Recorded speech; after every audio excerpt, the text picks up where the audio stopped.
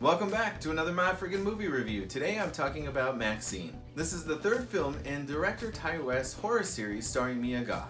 And although this is the third film, it's kind of a sequel to the first film because the second film was a prequel, so it's a little out of order. Regardless, this follows the story of Maxxxine and we get to see what happened after she left the farm. While this is primarily a horror film and has elements of a slasher flick, it also includes a little bit of drama and thriller, and I would say even a splash of like the old school 80s action at one point in time. But it's definitely rated R and still has all the elements that were kind of in there from the first one and X. And if you haven't seen X, I would highly recommend you see that movie before you see this movie because it has a lot of strong ties and connections to some background that occurs there. Mia Goth continues to impress me with her acting skills. I mean, she has everything down from just a walk to facial expressions to crying to anger.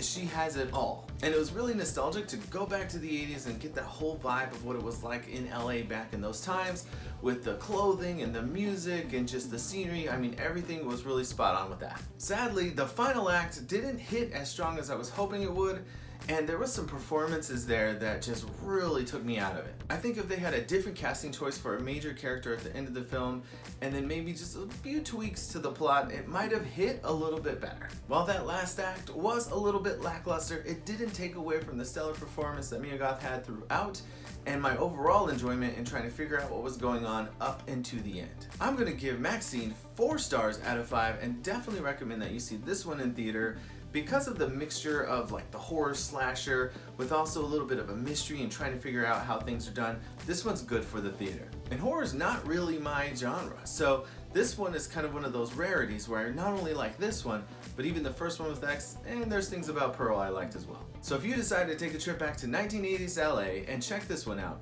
well, when you're done, come back here and let me know if I'm friggin' right or I'm friggin' wrong.